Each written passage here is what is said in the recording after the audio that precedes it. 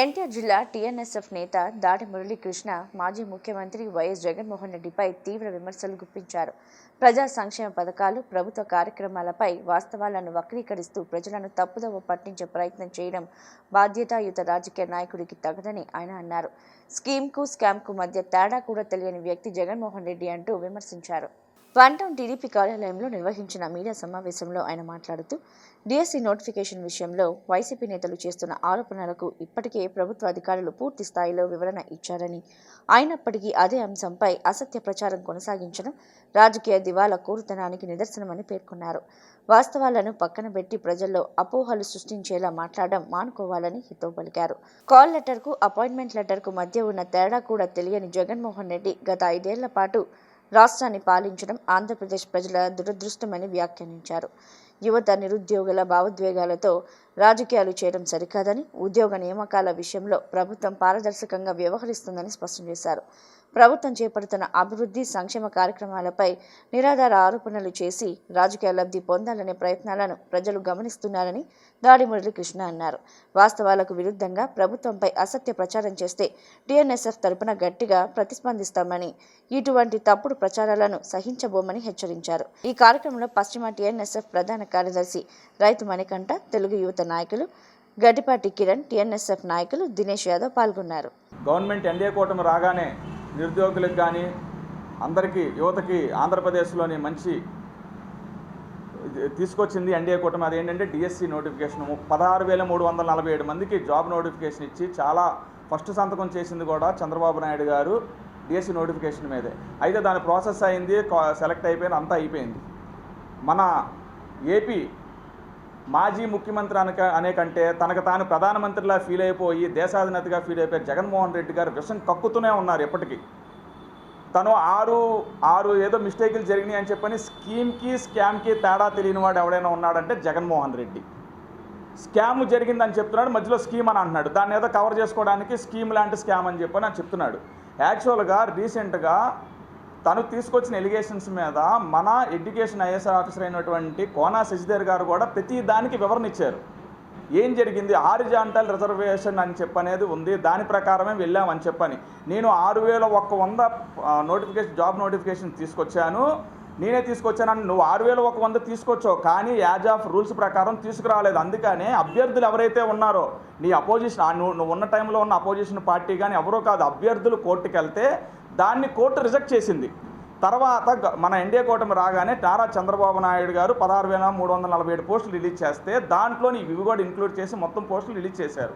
అన్నీ క్లియర్గా చక్కగా జరిగినాయి, జాబులు జరిగినాయి. అయితే నువ్వేం చేసావంటే పనికిమాలిన రాజకీయాలు చేయడానికి, దీనికోసం రీసెంట్గా కూడా ప్రతి జిల్లాలోని నాట్ ఓన్లీ ఎన్డీఏ కూటమి బీసీ సంఘాలే కానీ, ఎస్సీ సంఘాలే కానీ, విద్యార్థి విభాగాలే అన్నీ కలిపి ఒక చోట రౌండ్ టేబుల్ సమావేశాలు పెట్టి క్లియర్గా వీటి విషయంలో మాకు క్లియర్గా ఉందని చెప్పినా కూడా నువ్వు రేడియోలో అంటాడు, జగన్మోహన్ రెడ్డి రేడియోలో అంటాడు. ఆయన చెప్పింది చెప్తాడు కానీ ఎవరి మాట వినడు. ఆయనే చెప్పుకుంటూ వెళ్ళిపోతుంటాడు. చివరికి మీడియా వాళ్ళు క్వశ్చన్లు అడుగుతుంటే కూడా లేచి వెళ్ళిపోతున్నాడు. నువ్వు మీడియా వాళ్ళు అడిగిన క్వశ్చన్లకు ఆన్సర్లు చెప్పడానికి ఏంటి అంటే నీకు నచ్చిన ఎలిగేషన్స్ ఇచ్చుకుంటూ వెళ్ళిపోతావు. అలాగే ఏంటి, అవుట్సోర్సింగ్ వాళ్ళు పేపర్లు ప్రిపేర్ చేస్తారా? అవుట్సోర్సింగ్ వాళ్ళు పేపర్లు ఎందుకు ప్రిపేర్ చేస్తారండి? టీసీఎస్ అనే దాన్ని ఈ చివరికి ఇండియాలో ఉన్నటువంటి 20 స్టేట్లతో సహా ప్రతిదీ టీసీఎస్ వాళ్ళ సాఫ్ట్వేర్ని యూజ్ చేస్తూ వాళ్ళ కంపెనీ వాళ్ళతోనే పేపర్ని ప్రిపేర్ చేపిస్తారు. పేపర్ ద్వారా వెళ్తుంది. అలాగే 2 ఆఫీసర్స్, మెయిన్ ఆఫీసర్లు మాత్రమే దీన్ని ప్రిపేర్ చేస్తారని కూడా మొన్న ఐఏఎస్ ఆఫీసర్ క్లియర్గా చెప్పారు. మీరు ప్రతిదానికి చెప్తున్న దానికి మీకు నచ్చిన విధానాలతో మాట్లాడేసి ప్రజల్ని తప్పుదోవ పట్టించడానికి తప్ప మీరు చేస్తున్న అరాచకాలు ఏమీ లేదు. అలాగే ఇక్కడ ఎన్టీఆర్ జిల్లాలో జరుగుతున్నటువంటి ఎవరో ఒక అభ్యర్థికి తనకి కాల్ లెటర్ వచ్చింది. కాల్ లెటర్కి, అపాయింట్మెంట్ లెటర్కి తేడా తెలియని వాడు మన దౌర్భాగ్యం కొలిది సీఎం అయ్యాడు. అందుకే నిన్ను ఈరోజు ఎమ్మెల్యే హోదాలో కూర్చోబెట్టారు. కాల్ లెటర్లోని క్లియర్గా పొందుపరచబడతాయి చాలా సందర్భాలు. మీరు సర్టిఫికేట్స్తో రావాలి, టైంకి రావాలి. ఇంటర్మీడియట్, డిగ్రీ ఎగ్జామ్స్లోని 1 మినిట్ లేట్ అవుతేనే ఎగ్జామ్స్కి అలౌ చేయరు. Not only AP, in every India, వరల్డ్లో కూడా ఇలాగే జరుగుతుంది. బట్ నువ్వు ఆ సర్టిఫికేట్ వెరిఫికేషన్కి కరెక్ట్గా రాలేదు కాబట్టి ఆయనది జాబ్ రిజెక్ట్ అయింది. సేమ్ ఆ అభ్యర్థి కోర్టుకు కూడా వెళ్ళాడు. కోర్టుకు వెళ్తే కూడా కోర్టు కూడా దానికోసం వివరణ క్లియర్గా ఇచ్చింది. క్లియర్గా ఇవ్వడం అంటే దాని మీద ఏమి స్టే ఇవ్వలేదు. తర్వాత ఏదో అప్డేట్ ఇచ్చాడు. అప్డేట్ ఇచ్చిన తర్వాత కూడా దానికి ఇప్పుడు దాకా కోర్టులో నడుస్తుంది. కోర్టులో ఉన్న విషయం మనం మాట్లాడకూడదు కాబట్టి సో జరుగుతుంది అన్ని వివరంగా స్పోర్ట్స్ కోటాలోనే హారిజాంటల్ రిజర్వేషన్లో జరుగుతున్నాయి. అంతా బాగుంది. ఈరోజు మొత్తం ఏపీలో ఉన్నటువంటి ప్రతి ఒక్కరూ చాలా సంతోషంగా ఉన్నారు ఎన్డీఏలోని. బట్ మీరు ఏదో విధంగా ఇప్పుడు అభ్యర్థులు మళ్ళీ ఏంటంటే 3500 మందికి రేపు సెప్టెంబర్లో ఎగ్జామ్ జరుగుతూనే నోటిఫికేషన్ రిలీజ్ చేస్తున్నామని కూడా గవర్నమెంట్ అనౌన్స్ చేసింది. ఇప్పుడు ఎవరైతే బోర్డర్లోని పోయిందో వాళ్ళకి మళ్ళీ ఛాన్స్ వచ్చింది. సో అలా కాకుండా ఆ అభ్యర్థులను మభ్యపెట్టి నీ దగ్గర కూర్చోబెట్టి వాళ్ళని నువ్వేం చేద్దామని చెప్పని నువ్వేమైనా నీ టైంలో అని గవర్నమెంట్ జాబులు కాదు కదా, ఒక్క ప్రైవేట్ జాబ్ వచ్చిన సందర్భాలు లేవు. అందరూ రోడ్డు మీదకి వచ్చేసారు. బీఈడీ చేసిన వాళ్ళు, ఎంబీఏ చేసిన వాళ్ళు, ఎంకామ్ చేసిన వాళ్ళు అందరూ వచ్చి 5000 శాలరీలు ఇచ్చి రోడ్ల మీద తిప్పావు. కానీ ఈరోజు సందర్భాలు అలా లేవు. మాకు చక్కగా మా డిఎస్సి నోటిఫికేషన్లో గవర్నమెంట్ జాబ్స్, అలాగే చాలా కంపెనీస్ కూడా వస్తున్నాయి. ఈరోజు గూగుల్ రావడం అంటే మామూలు విషయం కాదు. అలాగే రీసెంట్గా రాయల్ ఎన్ఫీల్డ్ కంపెనీ కూడా వచ్చింది. వీటన్నిటిని తప్పుదోవ పట్టించడానికి నువ్వు అసలు ఏది మాట్లాడుతున్నావు కూడా అర్థం కావట్లా. నిన్ను ఏదైనా తిడదామన్నా మా అధినాయకత్వం నీట్గా మాట్లాడమని చెప్తుంది. కానీ నిన్ను రోడ్డు మీదకి వస్తే బహిష్కరించే. మొన్న ఏదో డిఎస్సి నోటిఫికేషన్ మీద బయటకు వస్తే కూడా మీ వాళ్ళు బెదిరిస్తున్నారు. డిఎస్సి భర్తీ అయిన వాళ్ళందరినీ 16,000 మందిని మేము బర్తరఫ్ చేస్తామని. అరే ఎదవల్లారా, మీరు డిఎస్సి ఫుల్ ఫామ్ అడిగితే చెప్పలేని వెధవలు. అలాగే నిన్న రాజ్యసభకి ఎన్నికైనటువంటి వాళ్ళు కూడా మిమ్మల్ని ఓపెన్ డిబేట్కి రమ్మని చెప్తున్నారు. మీరు ఎందుకు రావట్లా? మీరు రండి, కోర్టులకు వెళ్ళమన్నారు, కోర్టులకు వెళ్ళండి. నిజంగా మీరు అది కనుక రాంగ్ జరుగుంటే ఈ పార్టీకి కోర్టులు స్టే ఇచ్చేవి. అన్నీ చాలా కరెక్ట్గా క్రమ పద్ధతిలో జరుగుతున్నాయి. మీరు ప్రజెంట్ ఉన్న జనరేషన్ని చెడగొట్టడానికి, అలాగే జనాల్ని మొత్తాన్ని డైవర్ట్ చేయడానికి మీరు చేసే మాటలు ఏవైతే ఉన్నావో ఇవన్నీ సహించలేము. ఇంకొకసారి చెప్తున్నాం, మేము మా అధినాయకత్వానికి లోబడి క్రమశిక్షణతో వెళ్తున్నాం. నువ్వు గనక చెడగొట్టే మాటలు, రెచ్చగొట్టే మాటలు కనుక మాట్లాడితే ఇదే జగన్మోహన్ రెడ్డి చెప్తున్నా, నీకు ఓపెన్ డిబేట్కి రమ్మన్నా. నీకు డిబేట్కి రావడానికి ధైర్యం లేదు, రా. నీతో పాటు లేదా నీ విద్యార్థి విభాగం నాయకుల్ని వాళ్ళందరినీ ఓపెన్ డిబేట్ రమ్మన్నా. మన రౌండ్ టేబుల్ సమావేశంలో కూడా చెప్తున్నాము, అలాగే చెప్తున్నాం. అలాగే కాక్రోచ్ అంట, నువ్వు నిజంగా కాక్రోచ్, నువ్వు నిజంగా బొద్దింక లాంటోడివే.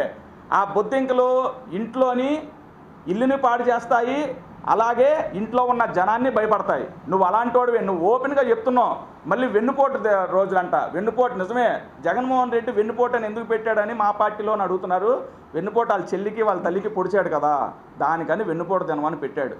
అదేమో మన వాళ్ళకి ఎవరికి అర్థం కావట్లేదు. అలాగే ఆయన శిష్యుడు ఇక్కడ మన పశ్చిమ ముద్దు బిడ్డ అని చెప్పుకుంటూ ఉంటారు. ఆయన ఈరోజు ఒక ర్యాలీ తీశాడు.